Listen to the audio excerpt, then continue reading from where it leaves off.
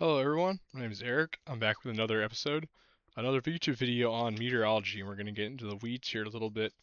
Not too far, but we're going to learn about Skew-Ts today, and Skew-Ts are arguably the most important part of meteorology. This video is not, hopefully not going to be as long as the last one, because that's one really long, but Skew-Ts are very important. A Skew-T it's a vertical slide. It's basically if you put if you had, I don't know, a 100 millibars, maybe like a 60,000 foot pencil, and just plopped it down like through the atmosphere to the surface, and then you recorded all the weather data up to that point. That's what a SQT is. Now, of course, these are not observational. These aren't weather balloons, so it's not 100% true, but what the model thinks is going on. So you might be looking at this and you're like, well, this is a lot of information. A lot of this stuff we don't really need to learn about today, but I'll go over the basics. So right now we're just going to be looking at sounding. This is actually about right now. This is for 6 p.m. Or no. This is for 12 a.m. tonight. So I guess not really that soon. But so we got two lines here. Well, three. So we got this red line, the solid red line. This is the temperature line. So 46 degrees right here. Oh, and the big thing to remember about this. So this is a skew T, right? So everything's skewed. You see these lines right here? That how they're skewed? Those are temperature lines. So this very important distinction because well, it doesn't look like the temperature's dropping that much as we go up. It really is because right here it's 46 degrees and right here at 300 millibars it's negative 40 degrees Celsius. This is all in Celsius. Well, I guess no, it's not. This is Fahrenheit, and negative 40 degrees Fahrenheit. So it's a big difference. So you got to watch out for that. Now, very important line right here is the 0 degrees. No, this is Celsius. 30 because look, this is a 0 degree Celsius line right here. It's the blue line, so that's super important for winter forecasting because anything below that line is gonna be freezing. Anything ahead of it, to the right of it, is going to be melting. So that's a very important line. We're not really paying attention to it much right now, but that's just so you know.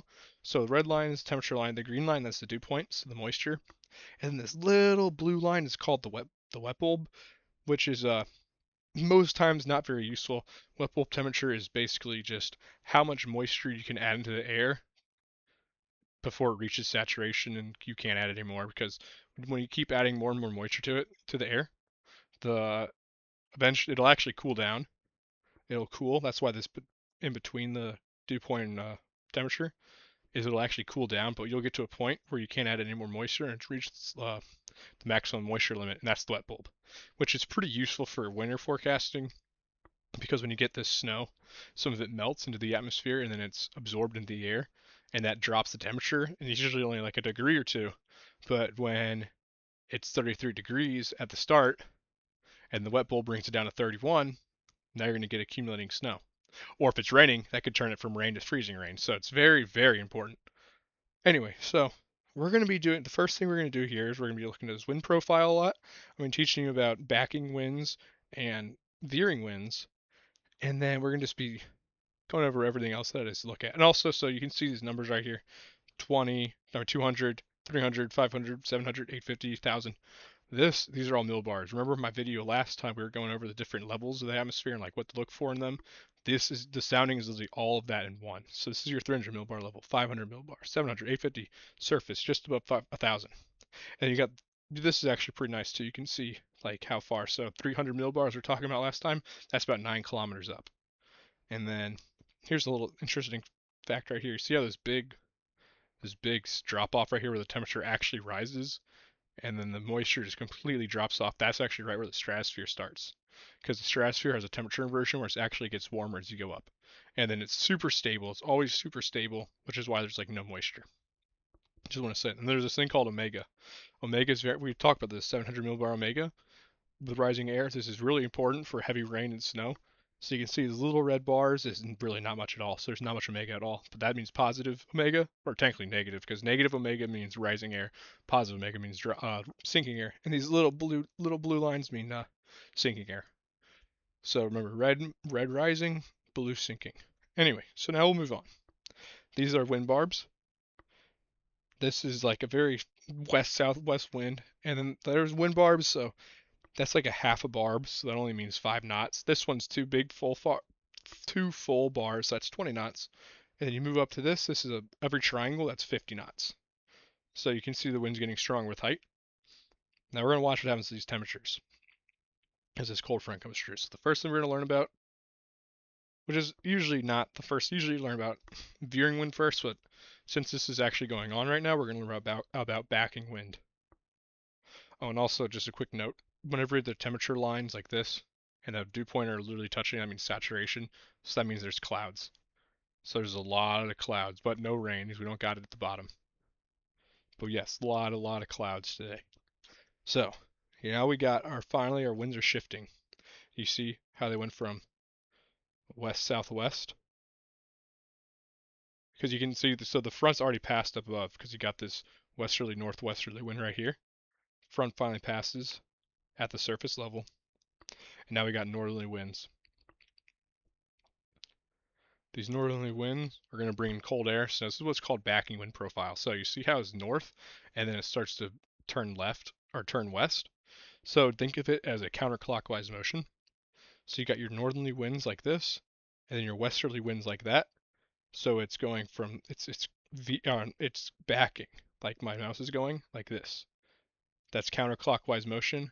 That is indicative of cold air advection, which means cold air coming into your region. You're not going to be worried about severe weather. You could be worried about snow. That could be a problem still. Not here, but you'll see these temperatures just drop with this backing wind profile, and you can see how strong the winds get. I've seen some really strong backing profiles in my days. And it's kind of fun to watch because you just like see these winds and they're backing so hard, and like the winds are so strong and the temperature just plummets. So let's go. So I hope I explained that well. Backing winds, think of it counterclockwise. So it's going from north to west. That's counterclockwise. We'll go over veering winds and what those are soon. And we'll just watch these temperatures drop if it loads. So it's already at 41. Now it's even more northerly.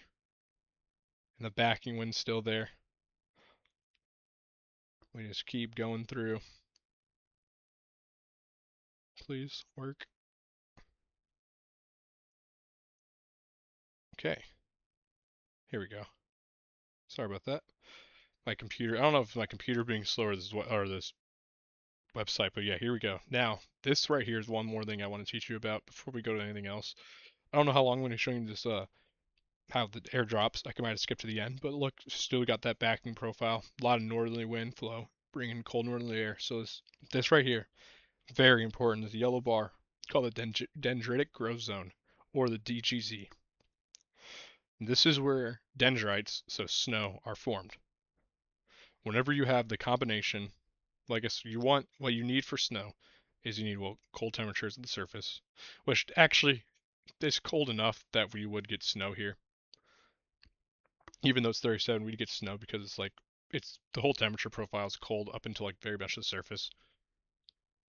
So the dendritic growth zone, very important. The dendritic growth zone from about -12 to -17 degrees Celsius. So this is where snow is formed. You really just want this mean relative humidity right here to be 100%. I mean, this number you want it as high as possible for snow. And then this number right here, the mean omega, is very important because you can see like these little tiny red bars. That's like negative zero point 0.4 omega, like that's nothing. There's like hardly any upward moving air. So like obviously it's not snowing right now. It's not even saturated. It's only 6%, so we're not going to get snow. But when that's like -5 and above, you can really get like -5 is like that's going to get you some snow. Anything like 10, 15, that's like heavy snow. Like really, like you're talking about inch per hour, if not more, of snow when you got that high. And then you can also, it really helps to see. And when you have these omega bars going out like this, right at the DGZ, then you know there's a lot of upward moving motion in the air, which is going to get you those big snowflakes, that heavy snow, as long as you got the temperature as well. Not temperature, sorry, the relative humidity being moist. You want as much moisture, like I said, the mean precipitable water. That means the amount of water that could participate, that could rain or just precipitate. Precipitable water. It's hard to say. That's the amount of water in the atmosphere that's available to come down. So right now, 0.24. There's only 0.24 inches of water of moisture in the air that could fall. So the max precipitation you can get is 0.24. So that's nothing impressive at all. So you want that number to be high in this, you get more snow. Anyway, you can see the temperature is already dropping. Dew point's backing off. The air's drying out, which is going to be making it a lot, a lot easier for it to cool off. You know what? I'll just go to the, oops. Let's see what happens here. Please load. Okay, we don't need to look at this. It's just a temperature drop. The winds stay backing the whole time, and it gets really cold. So we'll exit out of this, and then we'll move on to this because I want to look at this. Now this is a severe weather sounding. Now you can see right here PDS tornado. What does PDS mean? PDS means particularly dangerous situation. Now let me first say this. This never happened. This was like when you put a number. This is like when you put a sounding out that's like 80 hours in advance. So like this, but I want to look at it just because the meteorologist in me is like, wow, this is like the best sounding I've ever seen. So what's the first thing we're going to look at? Well, we're going to teach you about these winds right here. Now this is the exact opposite of a backing wind profile. You see how it's like almost easterly, and then it shifts all the way to southwest, and then you go up more and it's just west. That's called a veering profile, and that brings warm air. So you see it's literally like the wind goes like this. It starts out here and it goes all the way like that. You can see on this photograph right here, which is, I'm not really going to get much into this, is really advanced, but this photograph, look, you can see that's the winds. And you got some very strong, very long photograph, so you know the wind shear is really good. We're going to get into some of these values over here. Yeah, so the wind on this one is absolutely immaculate. It's hard to beat. Next is Cape. So Cape is convective available potential energy. Now Cape is another word for instability. Whenever you talk about like a really hot, humid day with the sun shining, that there's a lot of Cape in the air. And then so you see this line right here. This line's called the dry adiabatic lapse rate. We're not really going to get into that, this technical stuff, but this line's very important. Everything below, like so the temperature line, everything underneath it on this side of it is convective available potential energy. It's CAPE, it's instability, because that means this line, which is basically how the air rises, is warmer than the actual temperature. So if it's warmer than the actual temperature, it's just going to keep going up and up and up. It's what we call buoyancy. Now you can't really tell on the sounding too much because it really like there's some. So the next thing we're talking about is SIN, which is convective inhibition. So it's the exact opposite of CAPE. This is what stops storms from forming. So you see this line. Anything on the other side of it, usually you can get a good like look at it, but it's easy to tell. Anything on this side of it is convective inhibition because that means it's warmer, and the air is actually warmer than the lapse rate, the way that the air is going to rise. So it can't really get through that without some help. So the sin of negative 60 is actually pretty strong. That's a pretty decent cap. I mean, anything above 100, you're basically not going to get a storm unless you have a serious trigger. Like a trigger could be a cold front. That's a really good one. Dry line. Anything that just forces that air to move up and get past the sin and then tap into that cape. That's how you get your storms. I really hope I'm not being too technical here. We're going to get into some more technical stuff though. So now we can look. Precipitable water is 1.44. Whenever for big hail, you want that to be under an inch. Just because like if you get too much water loads, and you don't really get as much big hailstones, but that's still a lot of water going to be dumping down. So we'll go through some of these little values here. D cape 1,000. That's down. That is downwards cape. It's not really shown on here, but 1,000 is really high. That's like D cape's known is really good for severe winds. So like a really high D cape means you're gonna get some really strong winds. K K totals. So K means it doesn't mean anything to do with severe weather or anything. K is just how much rain is like heavy rain possible. I don't remember the values on it. It's not that important. Total totals. TT 50. Total totals is another severe weather index. that they like to, I do like to use this one. 50, I think it's like 45 and higher is severe, and 55 or higher is like super severe. There's one other one. Oh yeah, the LI. Here we go.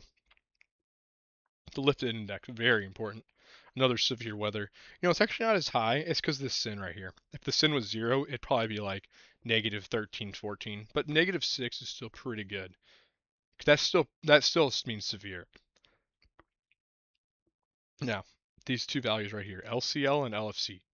These are very important. I say very important. Everything's important on here. So this is called the lifted condensation level.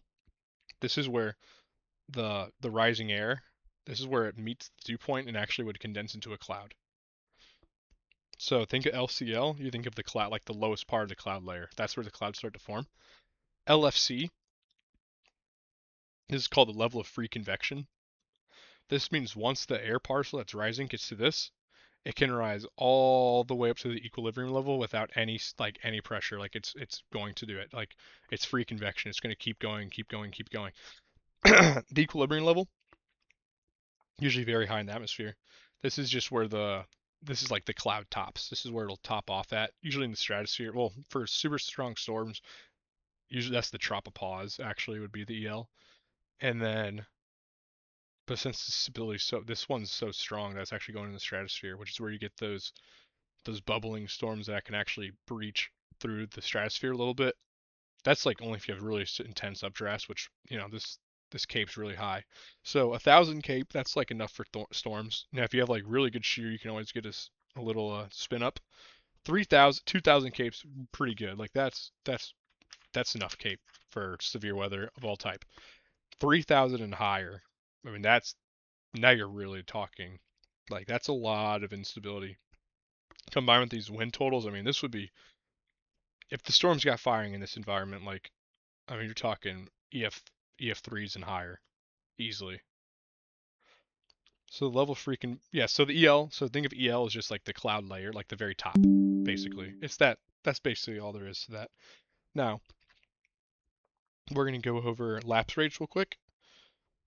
Lapse rates, you generally want it to be about 8 kilometers for these. So this is just the temperature, like how much it decreases. So the higher the lapse rates means the colder the air gets as you go up into the colder the air is above.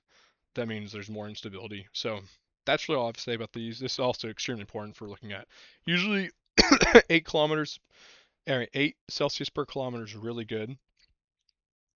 These are just these are indices. Like these are all extremely like extraordinarily high. Like I'm pretty sure like these numbers are usually like this like STP is usually like 5 is like watch out for EF5s. And then those are about the same. And then supercell parameters. That's just like, is it going to be supercell again? Like that number is absolutely stupidly high. So that's also something to look at. Now, these are very fun to look at. This is called storm relative helicity. These values represent the wind shear. So you're talking like these numbers are absolutely ridiculous. I mean, 300 SRH is good for tornado. Like that's what you want to watch out for. I mean, even 200, that's combined with Cape. That's you got to watch out for that. You got to watch out. And then just really quick on LCL, you can see right here, 443. Such that means LCL is 443 meters. These are all sorts of different like layers. So you got the mixed layer. This is the most unstable layer right here. And then surface, which is usually like mixed layer is good for nights. Surface is good for days, and the most unstable is kind of just there to like know what's going on. These shear values right here. This is like the effective shear. These are all like 35's. That's a good number. 64 and 56 are really high. I mean, anything above 30's really like good. Um, the BRN shear. It's like some guy's Richardson. Some guy's first name Richardson shear. You're looking for values above 50. I mean, like I said, this is absolutely nuts. Like this wind profile is absolutely nuts. Everyone listening. So 266 is like something you like terrified of. This is a check for your veering wind profile. See, this is your 1 kilometer, that's your 6 kilometer. So 1 kilometer is basically south, and all the way up at 6 kilometers is almost west. Like that's a sign of a very strong veering profile. So that's all I'm going to be doing for severe weather today. If you guys want another like a video where I really go in depth, just ask me in the comments. But I like to get to some uh, winter weather stuff because winter weather is equally as important to use soundings for. Because like you can see up here, you got snow, sleet, freezing rain. Soundings are probably your best tool for figuring that out. So snow is like easily the easiest one to account for. As long as you have, so there's this funny thing. It's not funny at all. It's the worst thing ever. Called super cooled water droplets. All right. Now this happens when your saturation level is below negative 10 degrees Celsius.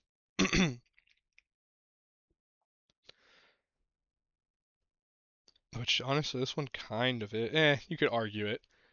But as long as your saturation level is pretty much like high and goes throughout, you don't got to worry about this. But super cold water droplets, like let's say your saturation started like here,